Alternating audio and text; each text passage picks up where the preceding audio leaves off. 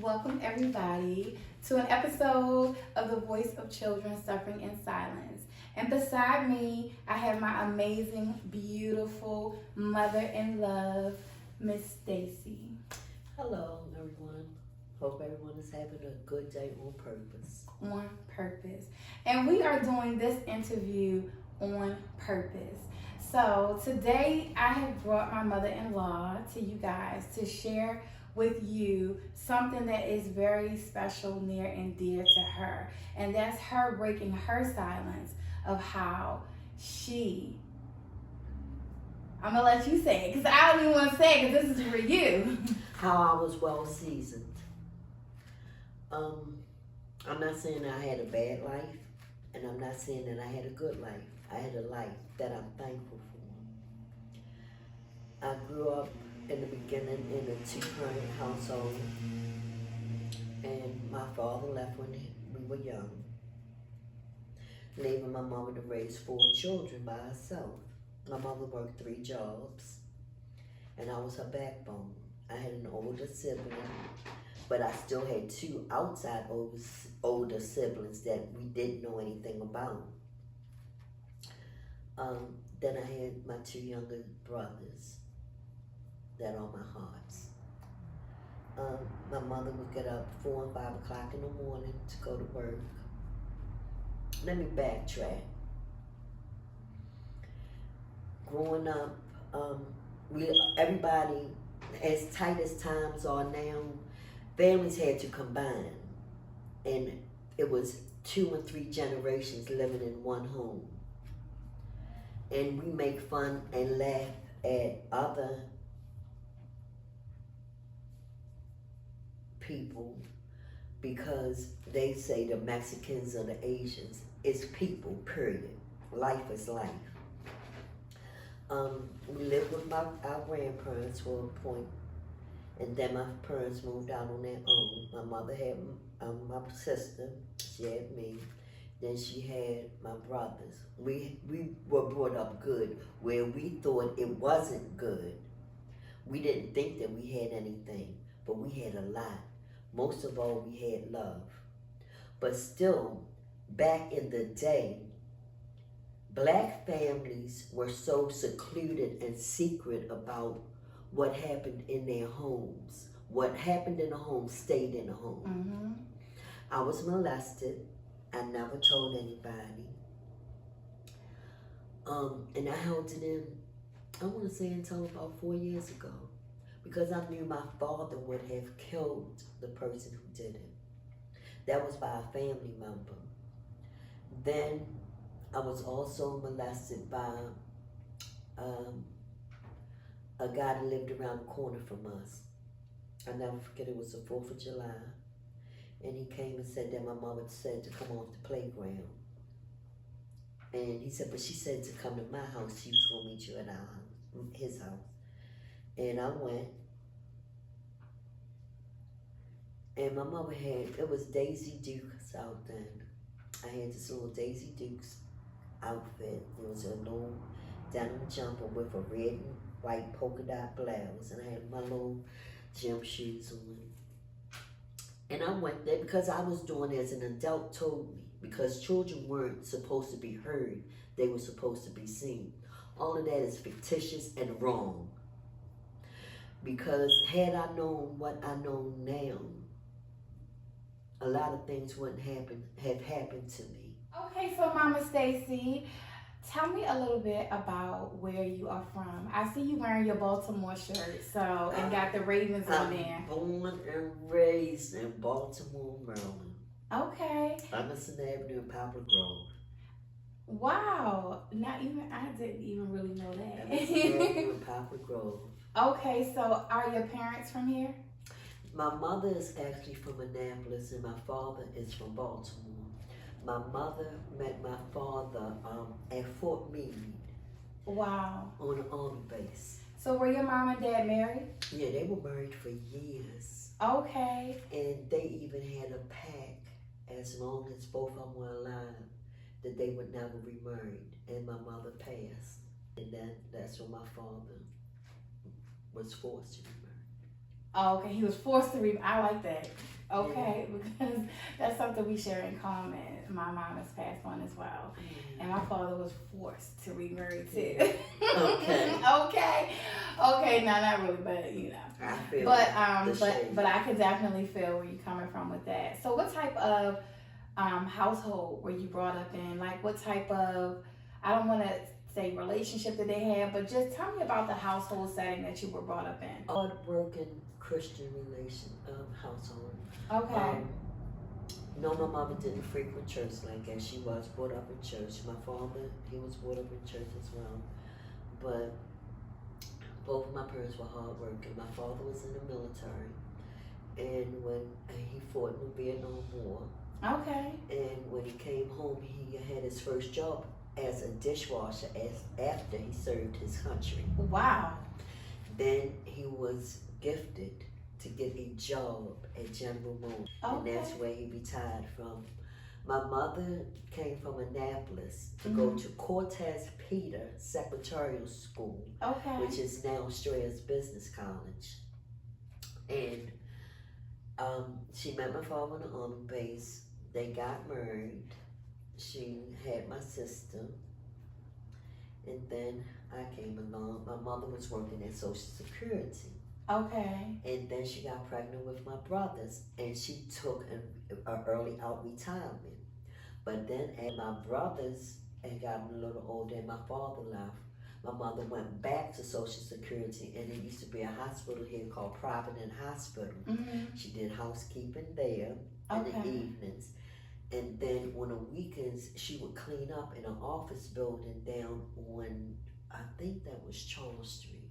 Okay. So my mother had 3 jobs. Wow. And I would get up in the morning with her and help her fix her breakfast and her lunch. And I would pack the twins off and take them to the babysitter, come back home, get ready for school, get my sister up, and we would catch the bus. And we would go to our grandparents' house. My sister had school all day and I had school half a day, so my grandfather would skip to school with me. Oh my goodness, that's so special. Daddy would skip to school with me. Even to be able to have your grandfather in your life and do things with you is a blessing, because not everybody has that. So that's precious. That was my Baltimore grandparents. My Annapolis grandparents, we went to every holiday. Okay. And my grandfather was in the military. He was in the Navy. And my grandmother used to work at the Naval Academy. And then she became a foster grandparent. Okay. She made the Capital newspaper, I don't know how many times. Oh, wow. And she just recently passed, she was 99.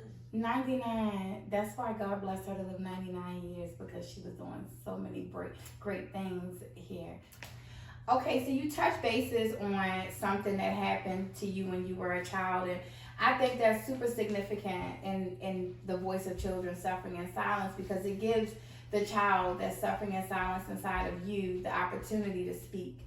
And that's the situation that happened when you were I was 12. You were 12 years old. Okay, and at 12 years I was old, built.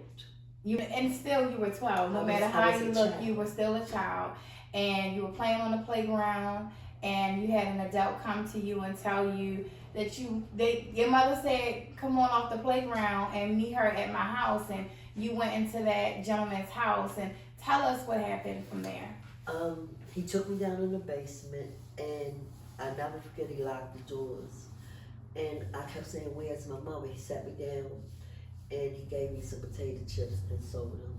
And he sat me down and said, I kept saying, where's mine? Where's mine? He said, oh, she coming. But I fell asleep, and that's when it happened. I woke up fighting him to get him off of me. When I was able to get out of there, and only because he had to go to the bathroom, I was able to get out of there, and I went home. And my mother had been looking for me. They had to take me to University Hospital to do a rape kit. They kept my little outfit. They locked him up, but guess what? He didn't get 1 day. Let me tell you why? Because I was always the fighter for my family. I would whoop somebody's behind about my family. They asked me, was I scared? And me being the fighter, I said no. That got them off. So they asked you, were you scared during the process of what happened to you?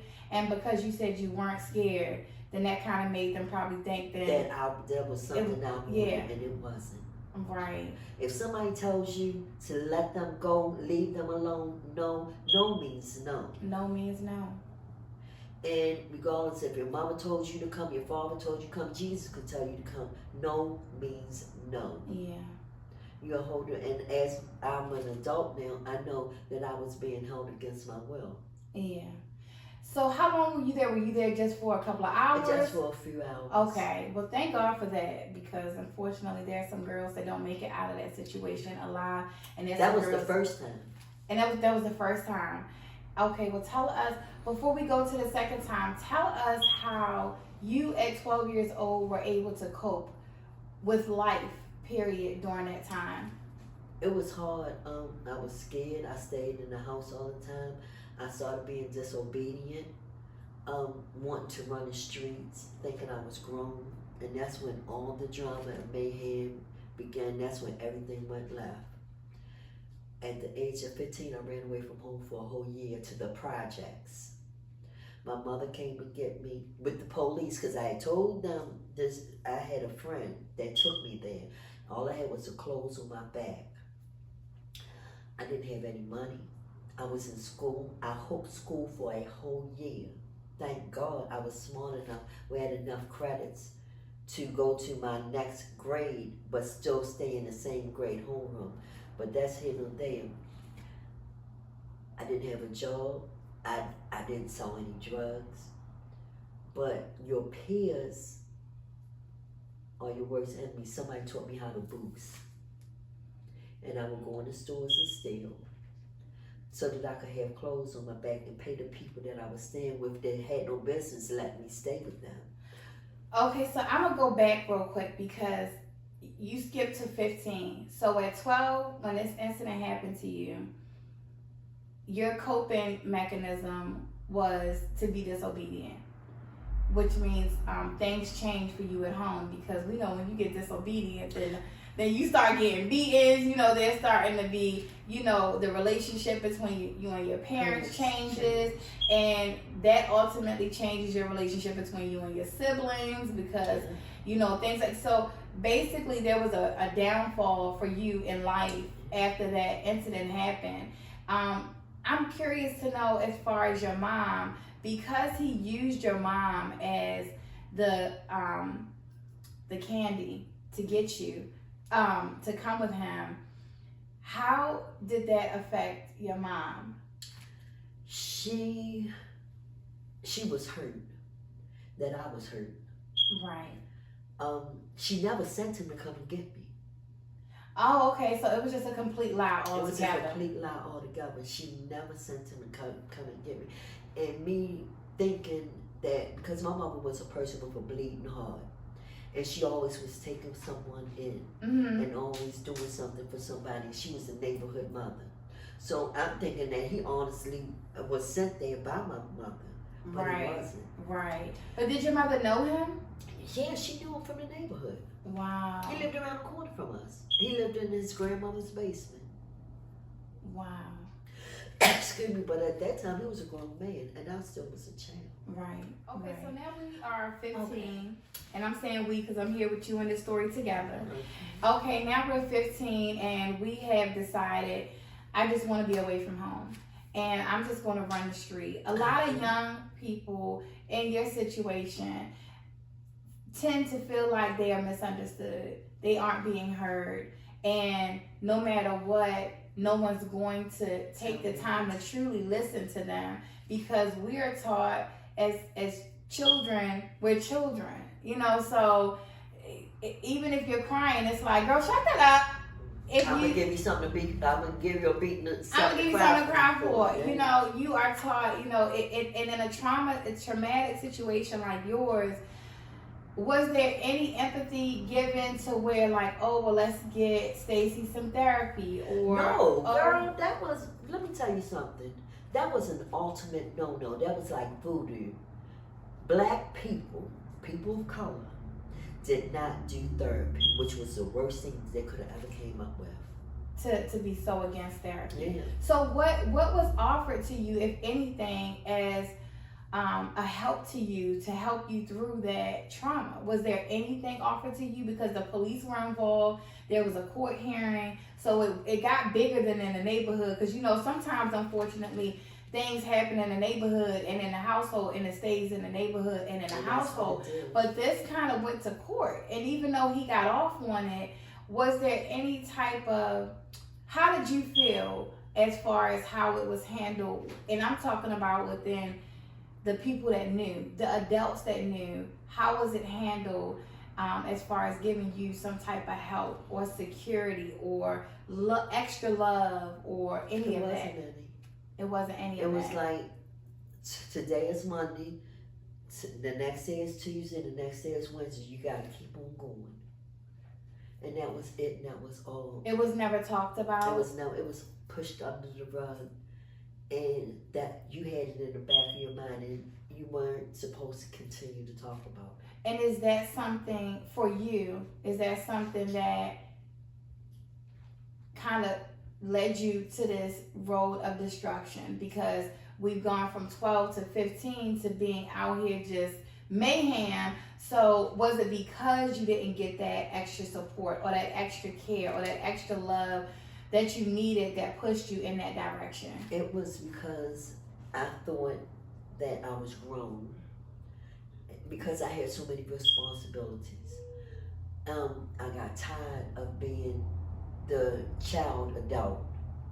So you had a lot of responsibilities in the household. I had a lot of responsibilities. And I heard you say you're the second to the oldest. Yeah. So being the second to the oldest, why was the responsibilities given more to you than being given to the oldest?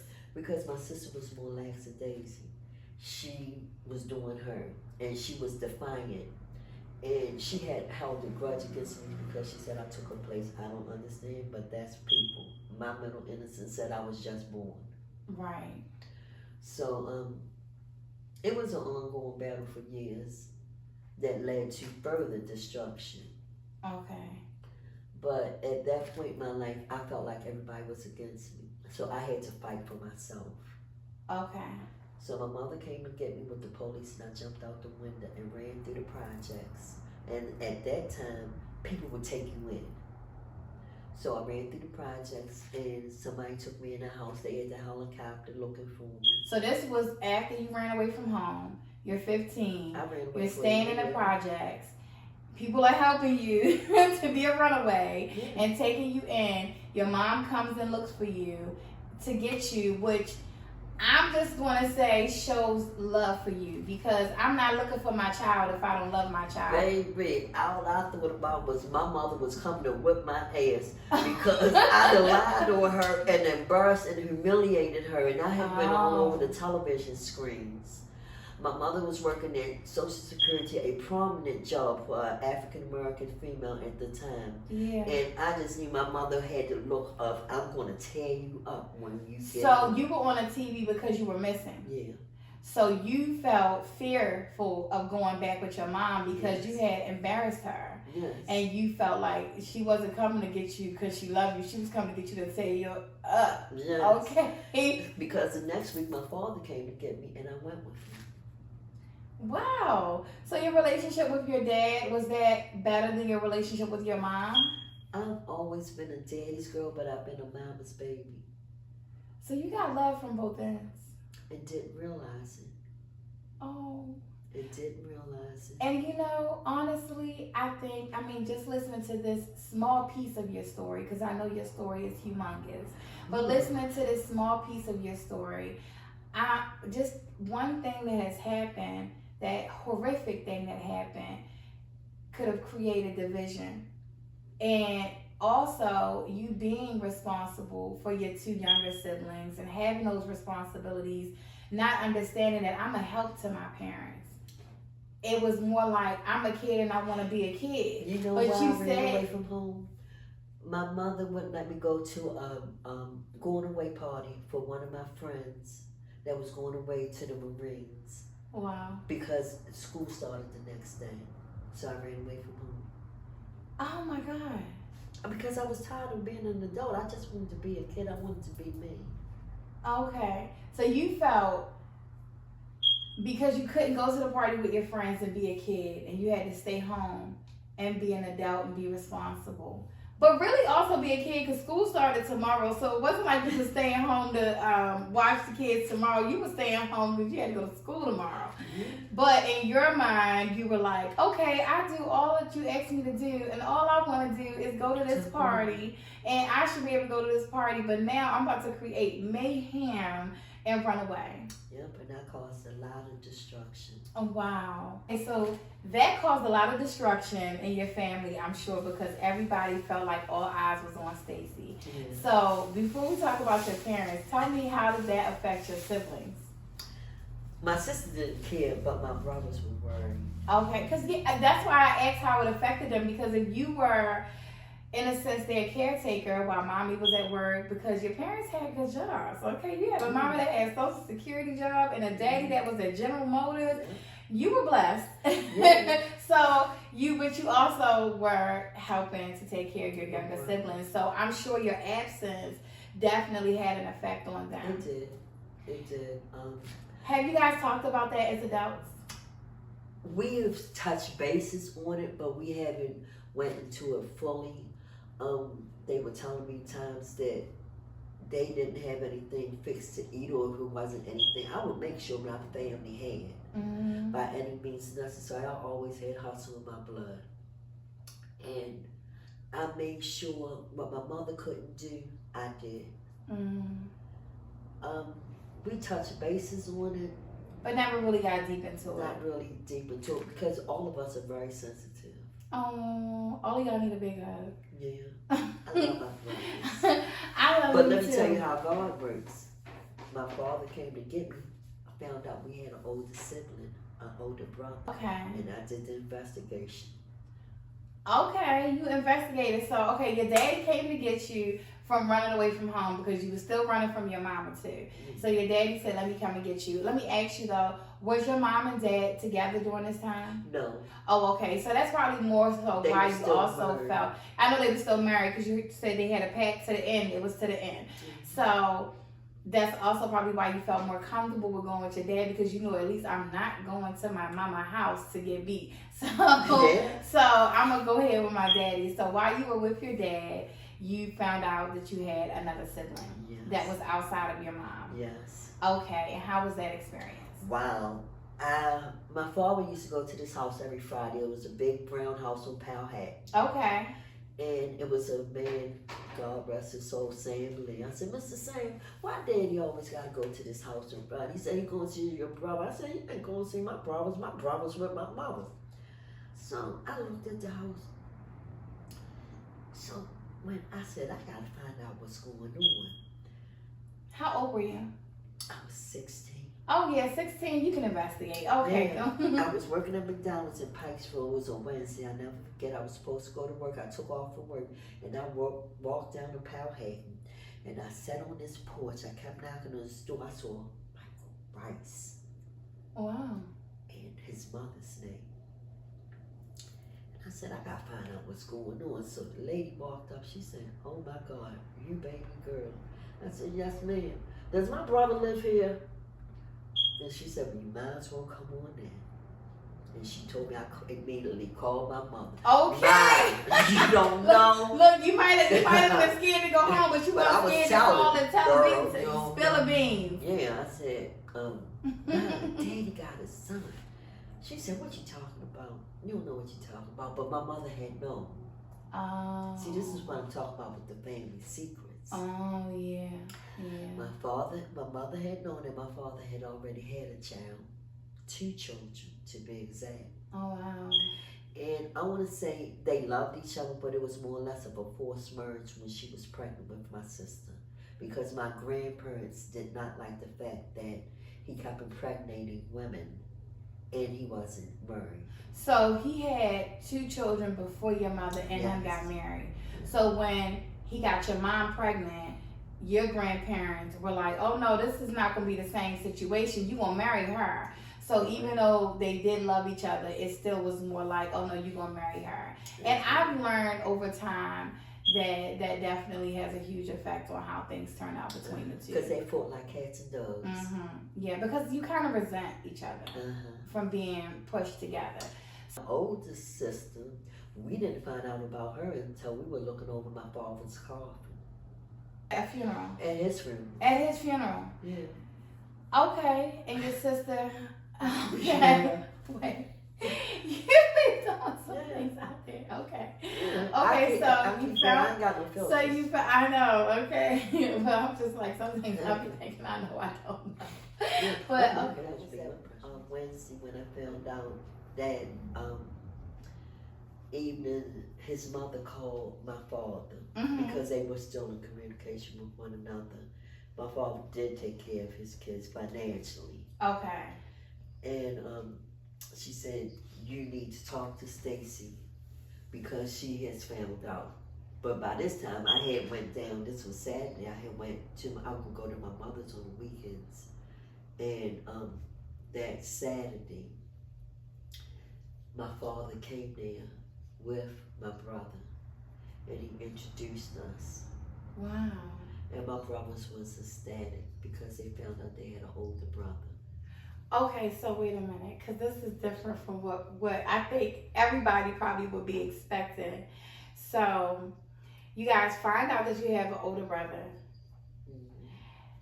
And everybody is just happy. Well, you were like first, like, hold on, first, let me talk to mommy and see how mommy feel about this. Yeah. And then your dad is like, okay, cat out the bag, let me just go ahead and introduce you guys. Your brothers, your younger brothers, the twins, are excited because they got a big brother. So I had to roll with them. So you rolled with them, because that was my next question. So how did that make you feel? And I was happy because then I thought that I wouldn't have to be the fighter no more. But my older brother was, I'm not going to say a nerd. Okay. But he was more not street. Okay, more reserved. Yes, more reserved. Okay, that's what we're going to get there. I was like, yeah, I have an older brother. I don't have to fight for everybody all the time. Because I had to beat 5 boys up at one time about my brother. Oh, and now you got a big brother that can go ahead and take your place. You thought the whole time you gonna need to fight for him too. Yeah. So how did your sister take it, having an older brother? Because she thought she was the oldest. Oh, girl, it gets better than that. She didn't really care at that time because it was a boy. Okay.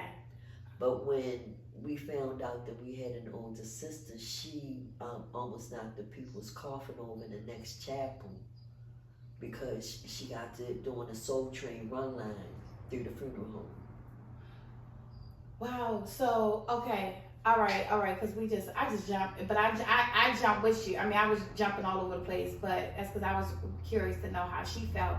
But she was okay with him. But then when your father passed away and y'all found out that you had an older sister, that's when it was an issue. Yes. Because now it's like, okay, I might not be the oldest, but I'm the oldest girl. But now I'm not the oldest girl. Wait, so that would mean that the sister was older, or was she just another girl? She was another girl and a few months older. Oh, okay, and she was, because that's what I'm saying. Okay, so you get the new sister is a few months older. A few months. Oh, that is something. Yeah. Okay, wait. Papa was a Rolling Stone, baby. I was about to say, they always said Papa was a Rolling Stone. Yes. Wherever he lay his head was his home. Okay. And when he died.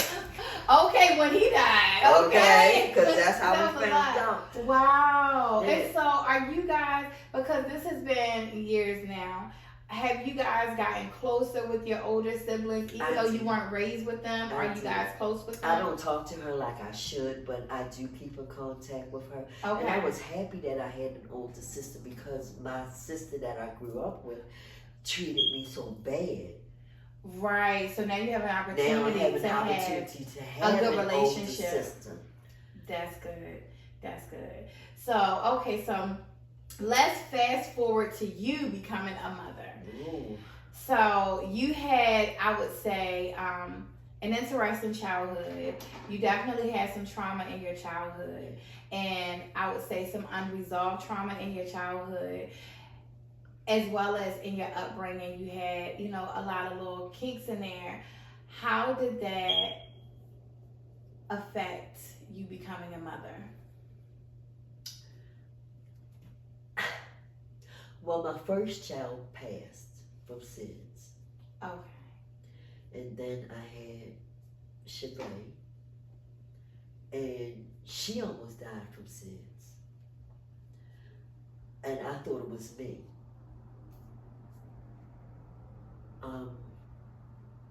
I moved out when I was 16 to my own apartment, but I moved back after I had my daughter because her father and I broke up. My mother helped me a lot with her, but then somewhere along the line, I started using drugs. Okay. That was my coping mechanism. Your That was my coping coping mechanism. mechanism. When all my teeth in there. It's okay. And I was working at the Civic Center. And So is this before? Because I just want to make sure we got a good timeline right. You had one child, your oldest baby, and then you had Shavay, and then you started using drugs. yes. So that was your coping mechanism with life at that time. At that Period. time. Because you had a lot. You're mourning a child, and you're raising a child, and you're still bringing in all that trauma from your childhood. And So the trauma from the present because I was in a big domestic violence thing with her father. Her father would beat me. your daughter's father would beat you. So that is a lot of trauma to be dealing with. Okay, so you are in an abusive relationship. You're a new mom. You have a beautiful baby girl. And she still is. She just wanted to be my wife. And so, but through the course of that, you're in an abusive relationship, and you're trying to cope with that, as well as cope with the loss of your first baby, and just dealing with life. And so you start using some extracurriculum medicine to cope with that. In the course of that, did you ever, because I know as a child we didn't do any therapy, and that was like taboo. So did that same mentality grow into you as an adult where you felt like, okay, I can't do therapy, I can't go get help from somewhere else, and now this is the only thing I can do to cope with life? Well, I thought it was normal. Really? Because I used to see my father beat my mother. Wow. So I thought that this was part of being the significant other.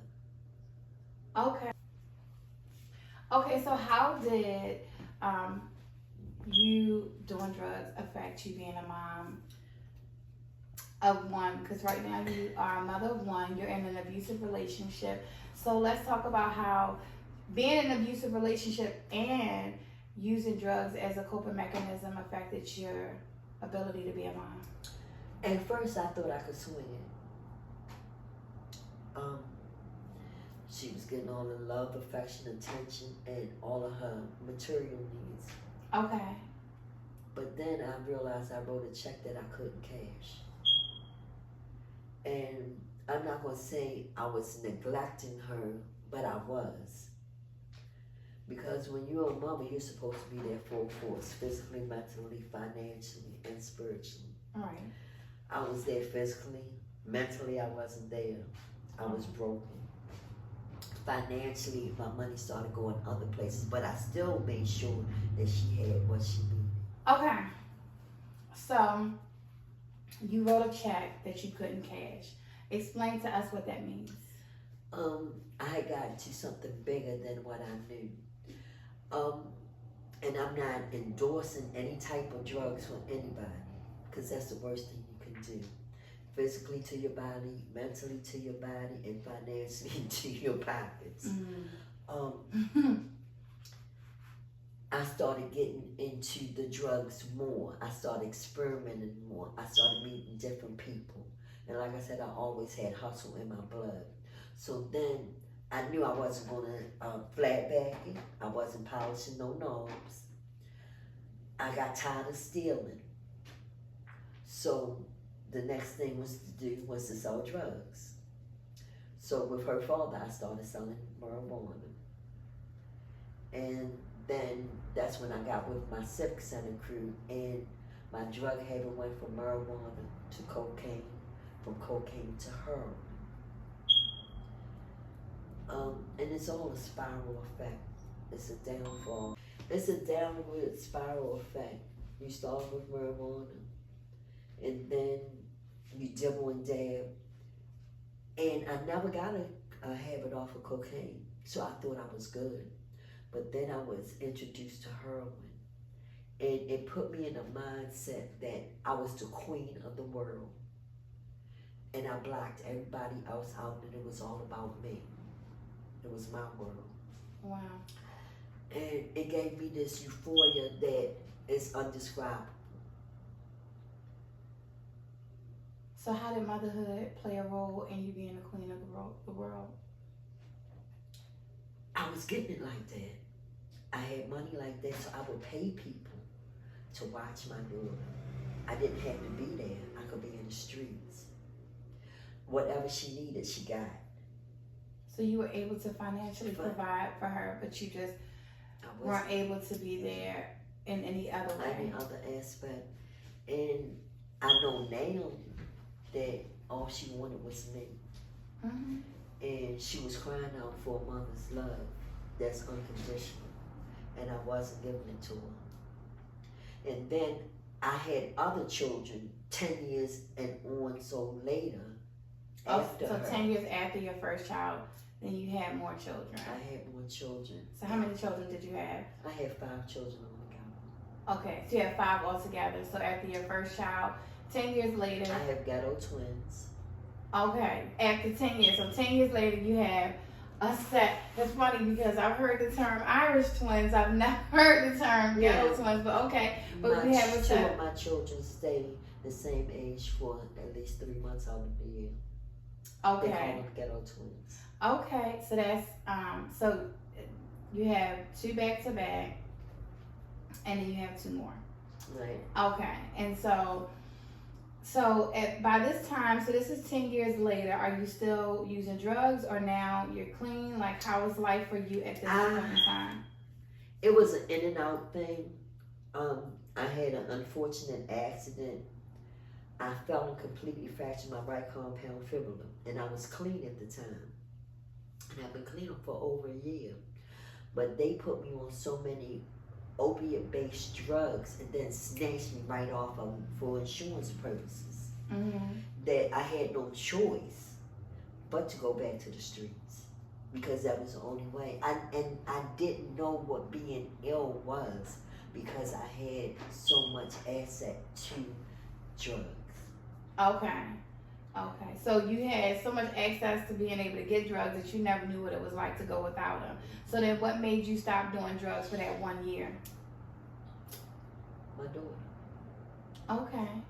So throughout the 10 years, just jumping back, throughout the 10 years of you being a mom of just a single one child, and you having the drug issue, and you were paying people to keep her, and still raising her. Mm-hmm. Did the abuse with her father stop? Like, what was it that kept you on the drugs as opposed? Because I understand you had access to the drugs, and that's easy. Because it was my world. But that was my world. The drugs put me in a mindset that I was in charge. It was about me. This was how it was going to be. And if you didn't rock with me, kick rocks. So for 10 years, that's how life was. Mm-hmm. And then you have another set of children. Are these children by the same person or someone different? It was someone different. Okay, so now you're out of an abusive relationship. Are you in a healthier relationship? It was a toxic relationship. All my relationships have been toxic. Okay, so now we're in another toxic relationship, and you've had more children, and now you're back using drugs because you had an accident that put you back in that place. Mm-hmm. And that 1 year that you had of not doing drugs, let's talk about that, because you stopped doing drugs for your daughter and you had that 1 good year. How did that affect your motherhood, you being able to be there for her? It was beautiful. Okay. I was on a board for Narcotics Anonymous, and I helped plan the World Convention down at the Inner Harbor. Okay. It was nice. I was working in banks. I've always had good jobs. Okay. I was maintaining. I had a car, a house. I was doing good. So I'm going back and forth in this about your the drugs and your children, because when we first talked about you being a guest on my show, you said something to me that I may never hear again, and it just is in my mind. It's embedded in my mind. And you said, you know, you should interview me, and I said, why should? I was like, what you gonna say, Mama Stacey? And you said, I want to talk about how I am the cause of children who suffer in silence, and that it still gives me like chills, because one of the hardest things I believe for children who suffer in silence because of their parents is not having their parents take accountability for their actions and actually say, it was not okay what I did to you and what happened to you. And in that moment that you made that statement to me, I mean, I'm your child through marriage, but I felt like, wow, I'm very, very grateful that you're even in a place to be able to acknowledge that that is something that you've done. And in this moment, be able to publicly talk about it, and to be able to publicly acknowledge it, and to be able to, you can't, I don't think we can right our wrongs. The lie that you tell to yourself. Say it again. Being ashamed is the lie that you tell you about yourself. And those that judge don't matter, and those that matter don't judge. I have that. No filters. My life is an open book.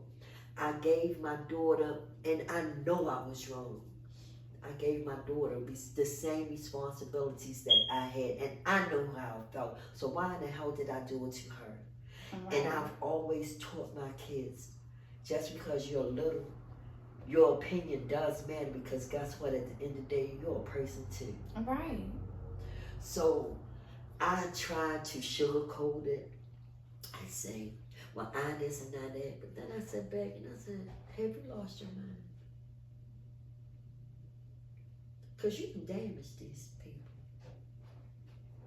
And who are you? You are not God or goddess. And I know me and my children, we might go back and forth, but they still respect me. Mm-hmm. And I respect them.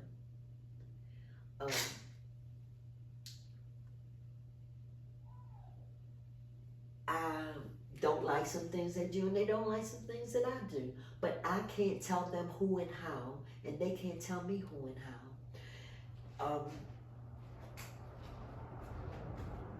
I love my kids. I love my kids. I love my kids. You have to love them to be able to even want to do this. And the thing is, some people say you were being selfish because you continue to use your drugs. No, it's not that I want. That's not something that I woke up one day and said, "Oh, I'm gonna be a drug addict." Like I said, I wrote a check and I couldn't cash it. But the thing is I wasn't being selfish. I was being selfless, because I thought in my mind and in my mental innocence that by me letting them stay where they were going to school, they had food, they had clothes, they were going to the doctors, they had a bed to sleep in, and a roof on top of their head. They had everything what the law allowed them to have. But they missed one thing, and that was a mama's love, and I realize it now. And sometimes it takes some people longer than it takes others to grow up. And I'm not no different than anybody else. That's very true. That's very true. And we all are trying to survive, especially from our own traumas. And I think as mothers, we're looked at as we're supposed to be perfect and do everything perfectly. There's no perfect person in this imperfect world. There absolutely isn't. And I mean, it is very unfortunate and it's very heartbreaking. And I'm sure even for you to be able to come to the realization of, I damaged these people. It's a heartbreaking thing. But the blessing in it is that you can live better today than you did yesterday. and you can start healing by acknowledging. And I know acknowledgement is hard, but not just acknowledgement for yourself, but also for your children. Because even though your children are adults now, it's still very important that there's a healing process that needs to take place. And so, absolutely a long process. So with you being in this place right now to be able to acknowledge that, I'm very proud of you. I'm happy that you are doing that, because I know that that's not easy. No, it's not. It's not, but it's necessary. And for you to be doing that now. God says everything that you go through is necessary, that He has taken all your wrongs to give you your rights. I love that. Everything that you go through is necessary. And I don't like the life that I lived. But guess what? It's some things I would change and some things I wouldn't. Let me tell you why. Because it gave me growth, mentally and spiritually. Yeah. And my children are very voiceful, like I am.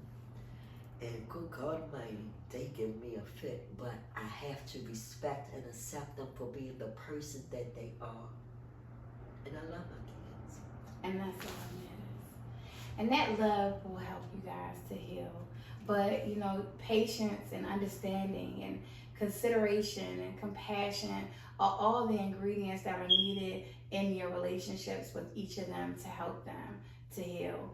And I just pray that you being open enough to sit here with me and to make those statements and to own up to take accountability to it all. I just pray, and of course it's a lot deeper, and a lot more has happened, but just to give just this of just yourself just of what happened is a blessing for you to acknowledge it, and for you to still be sitting right here right now, because there's a lot of people that have been in your shoes that didn't make it to even have this conversation. Baby, I was counting out years ago. I've had 11 heart attacks and 7 strokes. I just had my last stroke and 3 heart attacks last October. They sent the physical therapists and the occupational therapists, the doctors and the nurses out because my hand had started curling like this. You tell me what worked? Prayer. My cousin prayed over me over the phone. And I said, this felt like something slapped me in my head. And I had a tingling going through the right side of my face, down my neck to my left shoulder. And I looked down at my hand, and my hand unballed. That was really gone. Absolutely. Wow. So you clearly have a purpose in this world, and your job is to pass His word on. Your job is to pass His word on, and your job is absolutely not done. So prayerfully, we will meet again here in these chairs and talk more about the life of Stacey. But for now, I'm just grateful that you were able to share all of this. What's something that you would like to say to your children? I never meant any harm to none of y'all. And I thought I was just doing something to myself, not realizing how much it was going to affect y'all. And I'm quite sure, because my children are not stupid. They're intelligent like I am. And I'm quite sure that they saw a peep or found some paraphernalia or something like that. And nothing that I did intentionally. It was being careless, because when you are of a broken mind and a broken heart, and you go down this other path, you're reckless. So you're not paying attention. It's about the getting and the using. And everybody know how to do that. Right. If it's not drugs, it's shopping, lottery numbers, television shows, smoking, drinking, whatever. Sex. It's life. Right. And we were all born to sin. And I'm not no spiritual person or nothing like that. But I know that I did wrong, and I know I have to right my wrongs. When God said that your affairs in order, He's not talking about financial, baby. He's talking about your life. Right. So for everybody that you have forsaken, you have to go to them and ask for forgiveness. Have you done that with your children? I haven't came out the world and said, would you forgive me? I said, how long are you going to hold me hostage? But that was my defense mechanism. Right. I'm glad you recognize that. Yeah. Let me tell you something, baby. Therapy works. And whoever this fool is that came up with this bright idea that says stuff that happens in the home stays in the home, they told a damn lie. So you did eventually start doing therapy. Baby, I love Zoom. I love the telephone because I've had some other things happen and I don't like to go out and seclude myself at home. Right. Which is also not good for you as well. Absolutely. But yes, I take therapy. And that is a beautiful thing. And therapy has helped you to be where you are today. Yeah. Because, girl, please. I look down at you like, you gotta be joking. I'm the wrong one. You got me, messed up. But therapy, so would you say therapy is also what helped you to come to this understanding that it was important for you to take accountability? Yes. Love that. Because and it's nothing wrong with it. It's nothing wrong with it. If you got something going home, I talk to all children, and I tell them, if you want to talk, I'm always here. Always. And guess what? I'll take it to my grave with me. Because it's 3 things that I learned in Street 101. Loyalty, honor, and trust. Absolutely. And by them being small children, or just younger people in general, they have to have somebody they can confide in and somebody that they can trust. Right. That they know that won't run to their mother or run to their father, but will handle it the proper way. And help them through it. Absolutely. So I know that you are an asset to the voice of children suffering in silence because you have already volunteered to be a voice for the voiceless and to come and help and be a part of the mentorship and be a part of the workshop. Say, and it ain't snitching, it's tell, and you tell them that you're going to tell because they know better. Don't hold that stuff inside. You're going to hold that stuff inside. You're going to bottle that stuff, and you're going to kill yourself. And that's true. I'm trying to tell you, honey, you are going to kill yourself. Whoever it is, I don't know who I'm talking to, but whoever it is, tell somebody. It's always a Miss Murray on the block, it's a Mama Stacey, a Papa John, a Joe Jack. And if it's not a Miss Stacey or a Murray on the block, there's always the village. The village is here. And that is the purpose in this because unfortunately all of the Miss Marys and the grandmas, the big mamas, all of them going. They all have left. One day I was walking down the street in West Baltimore and there was a woman at the top of the block. She was 90, sitting on her steps, and at the end of the block there was another woman and she was in her 80s sitting on her steps. And I love my elders, so I stopped and I talked to both of them. And I never saw them again, but I remember thinking, she got this in covered and she got that in covered. Oh my God. That's how it used to be back in the day. Nobody locked their doors. All the children would go to one house. We would eat here. We would sleep there. We would party here. We would have fun there. We had a safe place. We always had a safe place. It's not, this world has gotten so cruel and evil. People are evil until it's ridiculous and it's sad. Yeah. You can't even sit on your sofa and watch TV without somebody coming in and pointing a gun to your head. And that's true. And that's something else we're going to talk about in the next time we get to sit in these chairs because I would love for you to be able to share that story with others as well because you are a survivor of some of the unthinkable. But for now, I want to say, go ahead. Shot, stabbed, kidnapped, burned with cigarettes, beat with poles, bats, guns. But guess what? God got my back, baby. Clearly, because you're here. I've died twice. He said, guess what? I have something else for you to do. And this is it. And this is it. Oh, that warms my heart because I believe you. Because you wouldn't be sitting here being the first one. Oh, for real. I'm always the first. You're the first. outside of the children. So I had one child already, one of my babies, and now you are the first adult. Because I want adults as well and tell their stories. It doesn't just. It's not just the It babies. starts with the children, but you end up your ass is old. You're gonna get seasoned, and in that season you gotta mix it up some. But when you get seasoned, and before you cook and you be gone for good, you got to release it. Now, Mama Stacey talking a lot of code, y'all. But basically what she just said, okay? What she just said is you grow old. And as you grow old, you go through things. Yes. And as you go through things and grow through those things, it's important that you heal from those things. Because if not, you're going to grow old with all of those seasons of all of that trauma. And you're going to be old, decrepit, and messed up. You're going to be full of trauma, full of hate, full of anger, full of sadness. But if you don't release it, and it's a pain that we don't want nobody to feel. Okay, thanks so much for taking the time to sit here and share your story with me. I love you so much. I love you more. And Mama Stacey love all y'all too, so you know she's here. I love, and look, let me tell you something, baby. I love everybody. There's no time to have no hate in your heart. The world is in need of love today. Absolutely. Amen. Bye, y'all. Bye.